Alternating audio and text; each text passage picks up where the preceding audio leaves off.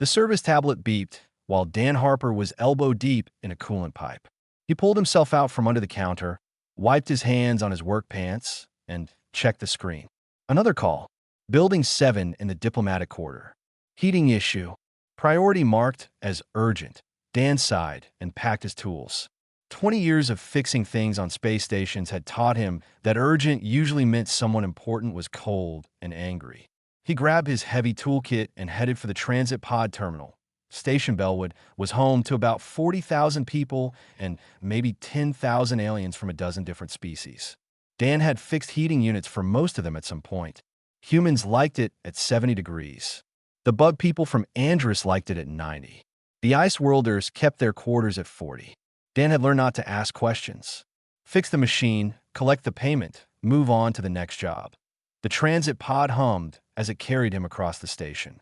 Through the windows, he watched the architecture change. Human sectors were all straight lines and efficiency. The alien quarters got weird. Curved walls, strange lights, doors built for bodies nothing like his own. The pod stopped at the diplomatic quarter gate. 2 security guards, one human and one scaled alien he did not recognize, checked his credentials 3 times. They scanned his toolkit twice. One of them made a call to confirm he was expected. "You are cleared," the scaled guard finally said. "Building 7, level 3. Do not deviate from the marked path." Dan nodded and walked through. He had been to the diplomatic quarter before, but never to this section. The buildings here were massive, built for species much larger than humans. The pathway was marked with light strips on the floor. He followed them. Building 7 loomed ahead. The entrance was 30 feet tall. Dan felt like a child walking into a cathedral. The doors opened automatically, and warm air rolled over him. No, not warm. The lobby was heated just fine. It was what lay beyond that was the problem, that a reptilian alien waited just inside. Scales covered its body in patterns of green and gold. It stood on 2 legs, but moved with a forward lean, tail balancing behind. The alien's eyes were large and dark and filled with worry. "You are the repair human?" it asked. The voice came from a translator device on its chest. "Dan Harper, I am here about the heating problem." "Yes, yes. Follow. Quickly." The alien turned and moved deeper into the building at a pace that was almost running. Dan followed through corridors that made him feel tiny. The walls were decorated with crystalline sculptures that caught the light. Star charts covered the ceiling. Everything was beautiful and cold. His breath came out in small clouds. "How long has the heat been out?" Dan asked. 3 days. The warming machine runs, but produces little heat. The elder one suffers. You must fix it." The alien's voice cracked with emotion. They entered a large room filled with machinery. Dan recognized the heating unit immediately. It was a commercial model, big enough to warm a warehouse. The control panel showed it running at full power, but the temperature readout was all wrong. "I will need to check the whole system," Dan said. "That includes the distribution vents." "Yes, whatever you need. But you must work quickly." Dan set down his toolkit and got to work. The main unit seemed fine. Fuel cells were good. Ignition system working. That meant the problem was in the distribution network. He pulled out his scanner and started checking the vent connections. The readings were strange. Airflow was blocked in multiple locations. Not by debris or ice buildup. Something else. He followed the main duct toward the interior of the building. "The vents lead into the next chamber," the alien said nervously. "The Elder One rests there. We should not disturb." "I cannot fix the problem without checking those vents," Dan said. "If they are blocked, that is where your heat is going." The alien shifted its weight back and forth, clearly troubled. "The Elder One is very ill. Very important. You must be respectful." "I always am," Dan said. "I just need to look at the vents." After a long pause, the alien nodded. "I am called Reth. I will take you to him, but you must be quiet and quick." Reth led him to a massive set of doors. They were carved with images of winged creatures flying among stars. The alien placed both hands on the doors and pushed. They swung open silently. The chamber beyond stole Dan's breath. It was enormous, with a domed ceiling that glowed with soft golden light. Medical equipment surrounded a raised platform in the center. and on that platform lay a dragon. Dan had seen pictures. Everyone had. The Drakari were one of the oldest spacefaring species in the galaxy. Ancient, powerful, rare. This one was huge, maybe 40 feet from nose to tail. Its scales had once been copper-colored, but now looked gray and dull. Tubes and wires connected to its body. Monitors beeped softly. The dragon's chest rose and fell with slow, labored breathing. Dan forgot about the heating unit for a moment. He just stared. Medical attendants moved quietly around the platform. They wore robes marked with symbols Dan did not understand. None of them looked at him. All their attention was on the dying dragon. "This is Emperor Shun," Reth whispered, "ruler of the Drakari Dominion for 300 years. He is dying, and the cold makes his suffering worse. Please, fix the warming machine." Dan swallowed hard. An emperor. He had come to fix the heater for an emperor. His hands suddenly felt sweaty despite the cold. He thought about calling his supervisor, getting someone more qualified, someone who knew how to handle this kind of situation. But then he looked at the dragon again, at the way its body shivered slightly, at the medical attendants who looked exhausted and hopeless.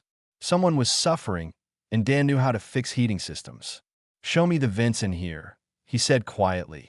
Reth pointed to several large grates set into the walls near the ceiling. Dan pulled out his portable ladder and set it up near the platform. He climbed up and removed the first vent cover. Just as he suspected, crystalline dust had clogged the entire system. It must have come from some of the medical equipment that he was pulling out his cleaning tools when he felt something. A presence, a weight of attention. Dan looked down and found himself staring into an enormous golden eye. The dragon was awake and watching him. "You are human," the dragon said. The voice came from a speaker near the platform, weak but clear. Small, fragile. Dan's heart hammered. His mouth went dry. What was he supposed to say to an emperor? He did not know any titles or protocols. So he said the only thing he could think of. "Yes, sir. Just here to fix your heater." A sound like stones grinding together filled the chamber. It took Dan a moment to realize the dragon was laughing. The medical attendants stopped moving. Reth made a small sound of distress. Everyone stared at the platform. 300 years, Emperor Shin said slowly. "In 300 years, none have been so direct in my presence. Just here to fix my heater." How wonderfully simple. Dan did not know what to say to that. So he turned back to the vent and continued working. His hand shook slightly as he cleaned out the crystalline dust. The stuff was everywhere, coating the filters and blocking the airflow. No wonder the system could not heat the room properly. "What is your name?" "Small one." "Dan Harper, sir." "Dan Harper. A simple name. Tell me, Dan Harper, where do you come from?" Dan pulled more dust from a vent and dropped it into his collection bag. "Earth originally, but I have worked on stations for most of my adult life. 20 years now. Earth, the water world. I visited there once long ago. Your people had barely reached your own moon." The dragon's breathing grew steadier as Dan worked. "You have come far since then." "I guess so." Dan moved his ladder to the next vent. "I just fix things, though. Not much for exploring. Fixing things is noble work. Creation and maintenance. Without people like you, all our grand civilizations would crumble." The Emperor watched Dan work with what seemed like genuine interest. "Do you have a family?" The question caught Dan off guard. He paused with his cleaning tool halfway into the vent. "A daughter, Amy. She is 12. Lives with her mother on station Kepler most of the time. You must miss her." "Every day." Dan resumed his work. "But I see her when I can. She wants to be a pilot. Keeps talking about flying between stars. A worthy dream. The young should always look upward." The Emperor's voice grew quieter. "I had children once. 3. 2 died in the war with the Krell. The third now leads our fleets across the outer rim." Dan finished with the second vent and moved to the third. The work was methodical. Clean, check, replace. He had done it 1,000 times. But this time felt different. He was aware of the weight of attention on him. Not just from the Emperor, but from every Drakari in the room. "I am dying," the Emperor said suddenly. "I suppose that is obvious. My organs fail one by one. The doctors say I have perhaps a week remaining." Dan stopped working. He looked down at the massive dragon. "I am sorry. Are you? You do not know me. I am just another customer requiring your services. You're someone who is suffering. That is enough. Another grinding laugh. You are an unusual human, Dan Harper. Most beings, when they meet me, see only the Emperor. They bow and speak in careful words. They calculate how to gain favor or avoid offense. You speak to me as you would anyone else. Should I not? Dan asked, genuinely uncertain. No, please, continue. The Emperor's eye closed for a moment. It is refreshing. I am surrounded by advisors and priests and doctors. They all treat me as a symbol. None speak to me as simply Shun. Dan moved his ladder to the fourth vent. Shun, that is your name. It was before I became Emperor, before I became a title and a burden. The dragon's voice held deep weariness. Do you know what it is like, Dan Harper, to carry the weight of billions? To know that your every decision shapes the fate of worlds? For 3 centuries I have borne that weight. And now, at the end, I find I am tired. So very tired. The vent cleaning was nearly finished. Dan worked quietly, letting the Emperor speak. They will mourn me. The entire Dominion will observe the traditional rites. There will be ceremonies lasting months. Songs will be sung, statues erected, and then they will remember Emperor Shun, the great ruler, the warrior, the builder of peace with the Federation. The dragon's voice cracked. But who will remember Shun? Just Shun, the person who loved flying through nebulas, who enjoyed the taste of fire beetles, who was afraid of deep water, who made mistakes and felt regret and laughed at foolish jokes. Dan climbed down from his ladder. The vents were clean. He moved to the heating unit controls and made adjustments. The system hummed differently now, more powerfully. Warm air began flowing properly through the chamber. There, Dan said, should feel warmer in a few minutes. He started packing his tools, but the Emperor spoke again. Wait, please, stay a moment. Dan paused. Is something else broken? No, the warmth returns already. I can feel it. The Emperor's scales seemed to brighten slightly as heat filled the room. I wish to ask you something. It may seem strange. Okay, how do you face the darkness, Dan Harper? How do small, brief lives like yours find meaning when you know you will die? Dan set down his toolkit and thought about the question. I do not know if I have a good answer. I just try to fix what I can. Help people when possible. Make sure my daughter knows I love her. Maybe that is enough. Perhaps it is. The Emperor was quiet for a long time. I have ruled worlds, led armies, negotiated treaties that shaped the galaxy. And yet, as death approaches, I find myself envious of you. Your simple life, your small concerns, the heater that needs fixing, the daughter who dreams of stars. Medical monitors showed improving readings. The Drakari attendants relaxed slightly as their Emperor's vital signs stabilized. The warmth spreading through the chamber seemed to be helping. Dan picked up his toolkit again. I should file my report. Let you rest. You have a kind heart, Dan Harper. Thank you for the warmth. Both kinds. Dan nodded and turned toward the door. He had taken 3 steps when the Emperor called out again. Dan Harper, would you come back tomorrow? Not to fix anything, simply to talk. I find your company comforting. Every Drakari in the room turned to stare at Dan. Reth made a sound like choking. The medical attendants looked shocked. Dan did not understand the significance of the request, but he heard the loneliness in the Emperor's voice. Sure, Dan said. My schedule is flexible. What time works for you? Dan returned the next day, carrying a thermos of coffee and a sandwich. He had not thought much about what to bring when visiting a dying dragon emperor. Food seemed safe. The security guards recognized him and waved him through without the extensive checks from before. Reth met him at the entrance, looking less panicked than yesterday, but still nervous. The Elder One has been asking for you since dawn. He refused morning meditation, told the priest to leave him alone until you arrived. Sorry, traffic was bad in the commercial sector. Coolant leak had 3 corridors closed. Reth led him to the chamber. The warmth hit Dan immediately. The heating system was working perfectly. Emperor Shun lay on his platform, surrounded by less medical equipment than before. He looked more alert, his golden eyes tracking Dan as he entered. Dan Harper returns. Excellent. I feared you might reconsider. I said I would come. Dan pulled up a chair someone had left near the platform. How are you feeling? Warmer. More comfortable. The doctors are pleased, though they know it changes nothing. I still die. Simply more comfortably now. The Emperor shifted his massive body slightly. Tell me about your work. What is it like to fix things for a living? Dan settled into his chair and opened his coffee. Mostly boring. Replace parts. Clean filters. Calibrate systems. Sometimes it gets interesting when something breaks in a weird way. You enjoy it. I do. There is something satisfying about taking something broken and making it work again. People are happy when their heat comes back on or their water runs clear. Simple problems with simple solutions. I envy that simplicity. My problems have always been complex. Wars, trade disputes, colonies on the edge of starvation, species rights. Every decision affects millions. The Emperor's tail moved slowly. Tell me about your most difficult repair. Dan thought back. Station Gamma 7 about 5 years ago. Entire water recycling system failed. 3,000 people with only emergency supplies. Problem was a microscopic crack in the main filtration membrane. Took me 4 days to find it. Nearly gave up twice.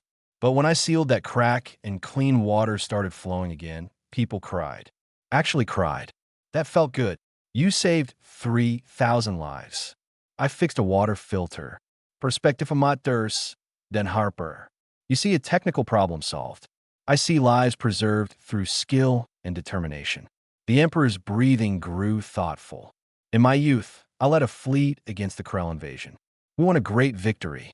Save an entire sector. I was celebrated as a hero. But I remember the faces of the warriors who died under my command. Thousands of faces. They haunt me still. Dan sipped his coffee. War is different from fixing water filters. Is it? Both preserve life. Both require skill and courage. The difference is scale, perhaps, but not meaning. The Emperor watched Dan carefully. You do not seem impressed by my title, by my accomplishments. Should I be? Dan asked. You seem like someone who is tired and scared and lonely. Title does not change that. Silence filled the chamber. Several attendants looked horrified. Reth moved toward Dan as if to escort him out. But Emperor Shin made a sound that might have been a sigh. No, it does not change that. You are correct. The dragon's voice softened. I'm tired, Dan Harper. So tired. Tired of being strong. Tired of carrying the weight. Tired of being emperor instead of just Shun. And yes, I'm afraid. Terrified, actually, of the darkness. Of being forgotten. Of dying alone despite being surrounded by people. Dan set down his coffee. You are not alone right now. No, I am not. The Emperor's, I focused on him with intensity. Why did you come back? You fulfilled your work obligation. You owe me nothing. You asked me to. That is all. Duty. Dan considered the question. My dad died when I was 20. Cancer. Near the end, he did not want to talk about big things. Did not want family crying around his bed. He just wanted someone to sit with him and talk about normal stuff. Sports, weather, neighborhood gossip. So I did. Sat with him every day for 2 months. Just talk. Dan's voice caught slightly. You reminded me of him yesterday. So I came back. The Emperor's eye glistened. I'm sorry for your loss. It was a long time ago. Grief does not follow a schedule. The dragon shifted again. Tell me about your daughter. Amy, yes? She wants to be a pilot. Dan's face brightened. She's obsessed with ships. Has models all over her room. Knows every engine type, every navigation system. She is smart. Smarter than me. Gets that from her mother. You and her mother are separated. Divorced. 5 years now. We wanted different things. She wanted stability, a home on a planet. I wanted to keep moving station to station. Neither of us was wrong. Just incompatible. Then Sruget. We are better as friends than we were as married. Wisdom in that. Many cannot achieve such clarity. The Emperor's breathing grew heavier. I was mated once. Truly mated, not arranged for politics. She died 200 years ago. I have missed her every day since. What was her name? Sura, like crystal singing. She had silver scales and the sharpest mind I ever encountered. Could argue me into circles. Made me laugh when I was drowning in duty. The Emperor's voice filled with warmth. I named my daughter after her, my only surviving child. She commands our fleets now, strong and fierce and brilliant. I am proud of her, but I have not told her enough. Maybe you should. Maybe I should. The Emperor went quiet for several minutes. Dan drank his coffee and ate half his sandwich. The silence felt comfortable rather than awkward. Dan Harper, may I ask you something unusual? Sure. Would you stay longer today? Not just a brief visit. Stay through the afternoon. Into the evening, perhaps. I know you have other work, but I will compensate you for your time. Dan checked his schedule on his tablet. 2 minor calls, nothing urgent. I can stay, but you do not need to pay me. This is not work. Then what is it? Sitting with someone who needs company. That is just being decent. The Emperor's scales seemed to brighten. Thank you, Dan Harper.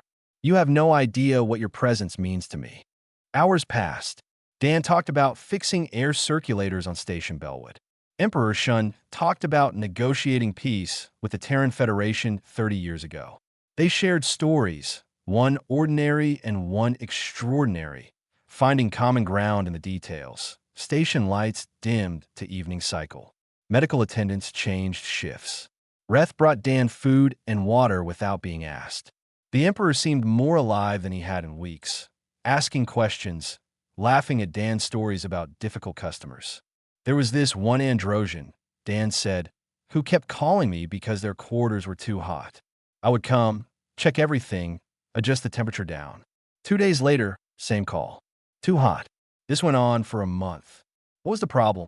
Their kid kept turning the heat up while they slept. Thought it was funny. When I finally figured it out and told the parent, they were so embarrassed they gave me a bonus. Dan smiled at the memory. Kid was grounded for a month. Emperor Shin laughed, that grinding stone sound. Younglings are universal troublemakers. When my daughter was small, she kept releasing the palace fish into the fountain systems. Took us weeks to catch them all. The laughter faded. The Emperor's breathing grew, labored again. Medical monitors began showing concerning readings. Attendants moved closer, adjusting equipment, checking vitals. Reth approached Dan with worried eyes. The elder one grows weaker. Perhaps you should leave. Let him rest. Dan stood, gathering his things. Of course. I can come back tomorrow if you want. Wait. The Emperor's voice was weak but insistent. Dan Harper. Wait. Please. Dan set his bag down. What do you need? Should I get a doctor? No. Doctors can do nothing more for me. The Emperor struggled to lift his massive head slightly. I am dying, Dan Harper. Tonight, perhaps. Tomorrow at the latest. I feel my strength leaving. The chamber fell silent. Every Drakari stopped moving. Medical monitors beeped steadily, showing systems failing one by one. Dan felt his throat tighten. I am sorry, Dan said quietly. That is not enough. Not adequate words. But I am sorry. Do not be. I have lived long. Longer than most. 300 years of life and experience. I should be satisfied. The Emperor's, I found Dan again. But I am not. I am afraid, Dan Harper. Afraid of the darkness. Of what comes next. Of dying alone despite being surrounded by my people. Dan moved closer to the platform. You are not alone. I am here. They are here. He gestured to the attendants. They see an emperor, a symbol of the Dominion. They mourn the loss of a leader, not a person. The Emperor's voice cracked with emotion. You are the only one who has spoken to me as simply another being. Not emperor, not ancient ruler. Just Shun. What can I do? Dan asked. How can I help? The Emperor was quiet for a long moment. When he spoke, his voice was barely a whisper through the translator. Would you hold my hand? Dunstadet. What? My hand. My claw. The Emperor slowly extended one massive foreleg. The claw at the end trembled with weakness. I know it is strange, perhaps inappropriate, but I wish to be held, to have physical comfort from someone who sees me as just another frightened being facing death. Reth stepped forward quickly. Elder One, the protocols, the sacred traditions. Only bonded mates and direct heirs and the highest war champions may hold the hand of the Emperor. This human cannot. I am dying, Reth. I no longer care about protocols. The Emperor's voice gained strength despite his weakness. I wish for comfort. Not tradition. Not ritual. just simple comfort from one living being to another. Dan looked at the extended claw.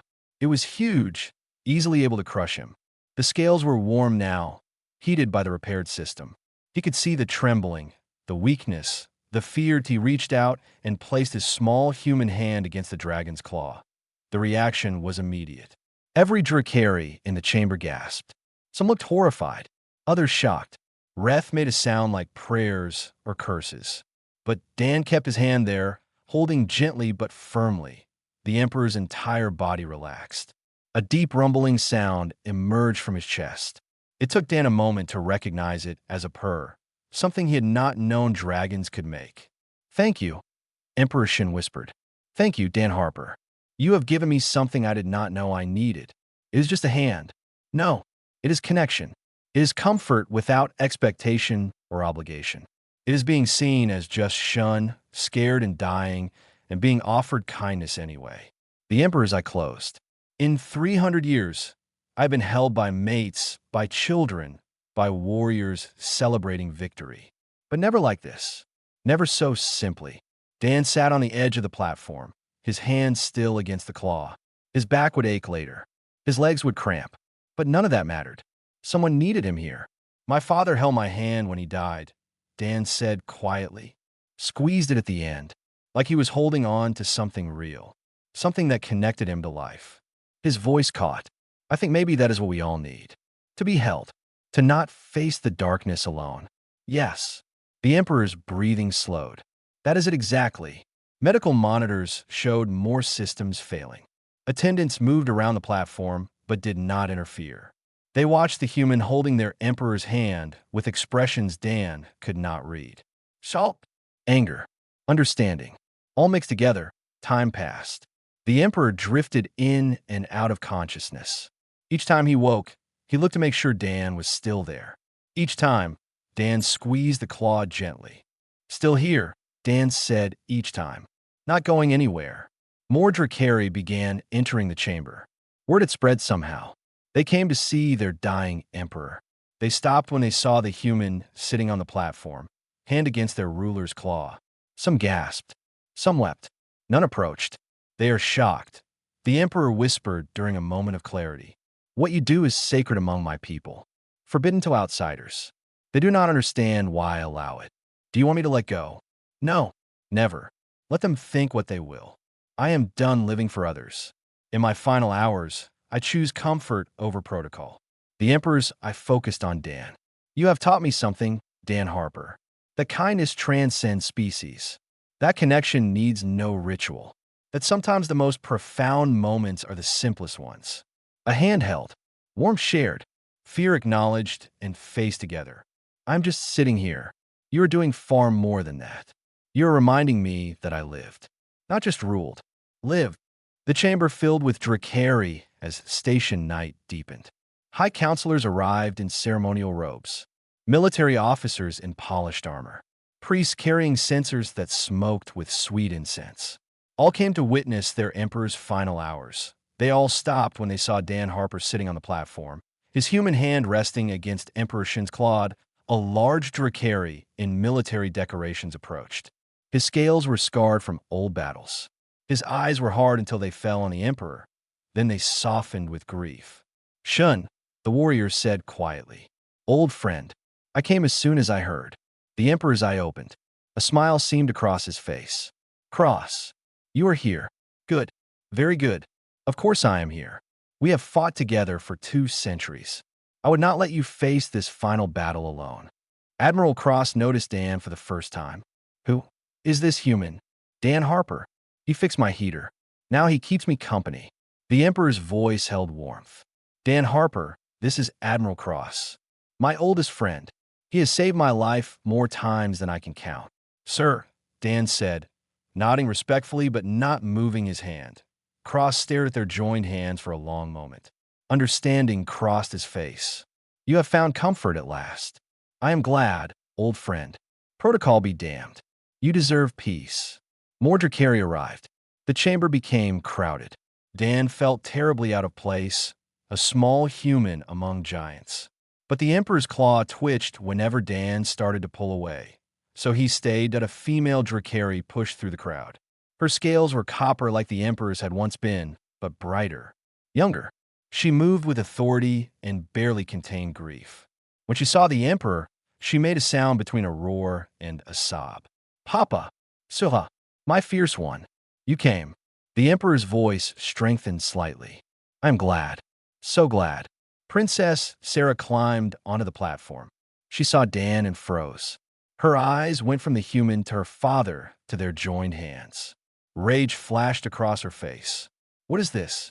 Who dares to touch the Emperor in such a sacred manner? Guards, remove this human immediately. No. The Emperor's voice cracked like thunder despite his weakness. He stays. Sarah, please, do not ruin this for me. But Papa, the protocols, the traditions. Only family and the highest warriors may hold your hand. This is a human, an outsider, a stranger. He is more than that. He is someone who sees me as just shun. Someone who sits with me not from duty or obligation, but from simple kindness. The Emperor looked at his daughter with ancient, tired eyes. I've been Emperor for 300 years.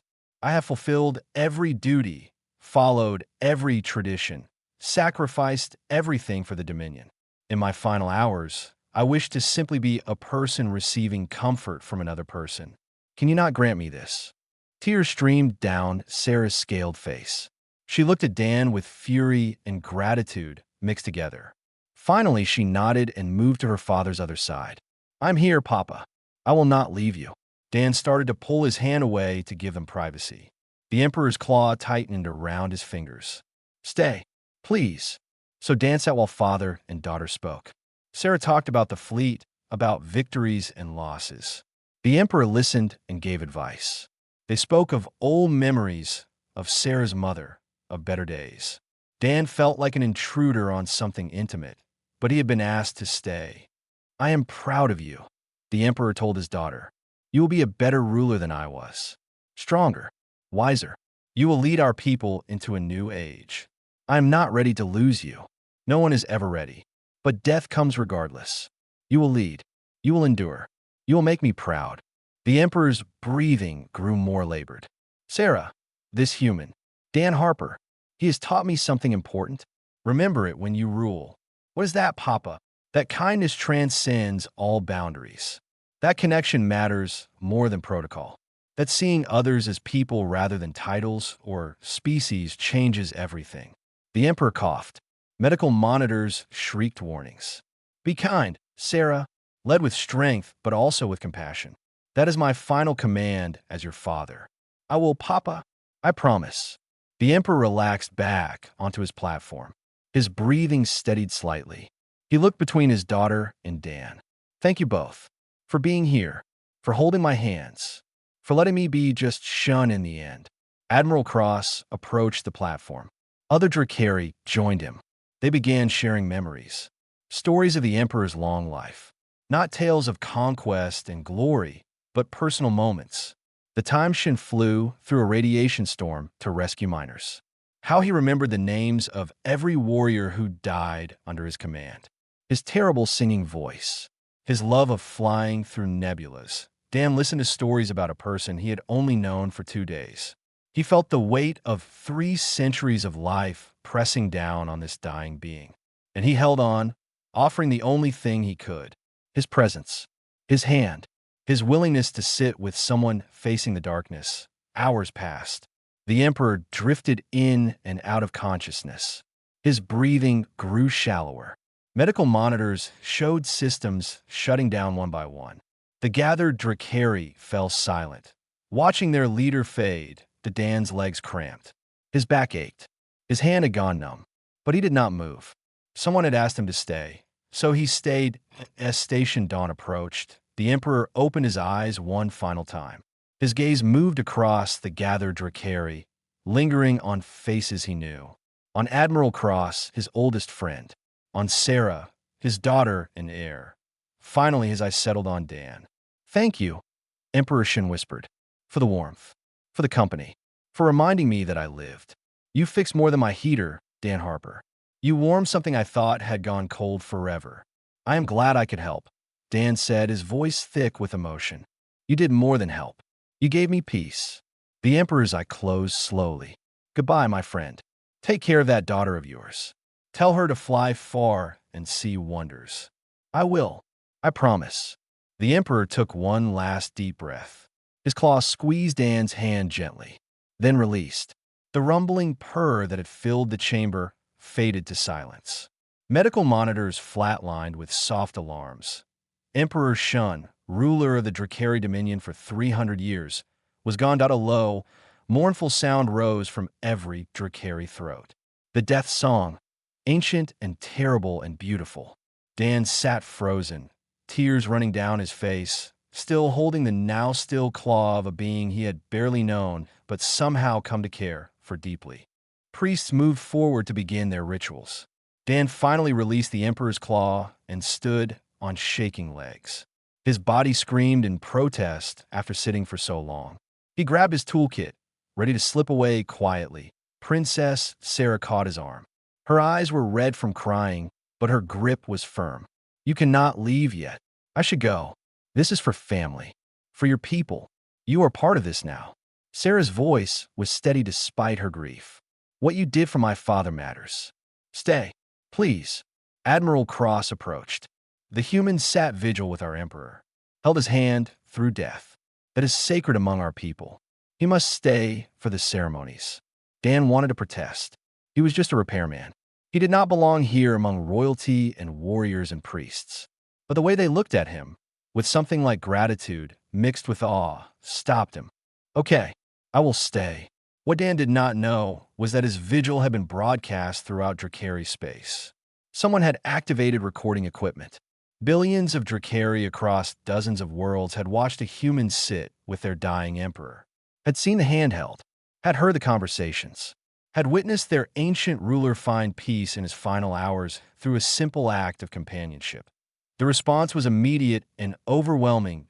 In the days following Emperor Shin's death, Dan learned that what he had done carried profound significance. To hold the hand of the Drakari Emperor was one of the highest honors in their culture. It was reserved for bonded mates, direct heirs, and champions who had saved the Emperor's life in battle. No outsider had ever been granted such privilege. No alien had ever sat with a dying Drakari ruler. The act should have caused outrage and condemnation. Instead, it touched something deep in the Drakari consciousness. They understood that their emperor had spent 3 centuries carrying the weight of duty and tradition. In his final hours, he had chosen comfort over protocol, connection over ceremony, and a simple repairman who fixed heating units for a living, had given him that gift. The Drakari Council met in emergency session. After 12 hours of debate, they emerged with a declaration. Dan Harper was named Hand Friend of the Emperor, a title created specifically for him. It granted him honorary status in Drakari society and came with privileges he did not want or understand. Sarah, now Empress Sarah, personally asked him to attend the state funeral. She wanted him on the platform with the family. I do not belong there, Dan protested. I am not family. I barely knew him. You knew him better than most. You saw him as a person, not a symbol. You gave him peace. That makes you family. Sarah's voice was firm. Please, honor us with your presence. Dan agreed, though he felt completely out of place. The funeral was held in the largest hangar on Station Bellwood. Thousands of Drakari attended in person. Millions more watched from across the Dominion. Dan stood on the platform in his cleanest work uniform, the only human among Drakari royalty and military leaders. Empress Sarah spoke first. Her voice carried through speakers to every corner of the massive space. My father ruled for 3 centuries with strength and wisdom. He built peace with former enemies. He expanded our borders and protected our people. He was everything an emperor should be. She paused, looking directly at Dan. But in his final days, he was simply Papa, simply Shun, a being who was tired and scared and lonely. And a human named Dan Harper sat with him, held his hand, talked with him about ordinary things, simple things, reminded him that he was not just an emperor, but a person deserving of comfort and kindness. The gathered Drakari listened in complete silence. Dan Harper taught us something vital. That true strength is not refusing help. That leadership means knowing when to set down the weight. That compassion transcends species and protocol and tradition. My father died in peace because one human refused to see him as a title, saw him only as someone in need. Sarah turned to face her people. I will rule differently than my father. I will remember what he learned in his final hours. That connection matters. That kindness is not weakness. That every being, regardless of species or status, deserves to be seen as a person first. The funeral ceremonies lasted hours. Dan stood through it all, uncomfortable but present. When it finally ended, Drakari approached him one by one. They thanked him, touched his shoulder, called him hand friend, and he did not understand the magnitude of what was happening in the weeks that followed. Human-Drakari relations changed dramatically. Trade agreements were signed, borders opened, cultural exchanges initiated, all because billions of beings had watched a human show simple kindness to their dying emperor. Other species took notice. If humans could touch the hearts of the ancient, proud Drakari, what did that say about humanity? Embassies opened. Treaties were negotiated. Humanity's reputation shifted from useful newcomers to valued allies. All because one man sat with someone who was scared. Dan tried to return to his normal life. He went back to fixing heaters and air circulators. But his co-workers treated him differently now. With awe, with respect he had not earned and did not want. His daughter called him crying with pride. His ex-wife sent a message saying she always knew he had a good heart. Strangers recognized him on the station and stopped to shake his hand. Dan hated it. He just wanted to be a regular repairman again. 3 months after the funeral, a package arrived from the Drakari homeworld. Inside was a scale, copper-colored and warm to the touch, mounted on a beautiful stand. A note accompanied it in Sarah's handwriting. My father wanted you to have this. He shed it in his youth, when he was strong and full of fire. He wanted you to remember him that way, not as the dying elder you met, but as the person he was across all his years. A warrior, a leader, a father, a friend. Thank you for being there when we could not be. Thank you for seeing him as simply Shun. Dan placed the scale on his workbench where he could see it while he worked. Sometimes customers asked about it. He would tell them the story simply. I fixed a heater once, met someone who needed company, sat with them while they died. Turned out to be important. He never mentioned emperor or sacred protocols or galactic consequences. To Dan, it was always just sitting with someone who was scared. That was all. That was enough. Years later, a statue was unveiled in the Imperial Gardens on the Drakari homeworld. It showed Emperor Shun with his claw extended, resting in the hand of a small human figure. The inscription read, "In warmth and darkness, a hand held is an empire shared." Dan never saw it in person. He continued fixing heaters and air circulators across the stations. He visited his daughter when he could, watched her graduate pilot training, and take her first command of a transport ship. Sometimes, when work was slow, he would sit in his quarters and hold the copper scale. Remember an ancient dragon who just wanted to be seen as a person. Remember the weight of a massive claw trembling in his small hand. Remember that sometimes the simplest acts carry the deepest meaning. That he never considered himself a hero, never accepted the title or the honors or the recognition. He was just Dan Harper, repairman, who once sat with someone in need and held their hand through the darkness. That was all. That was everything.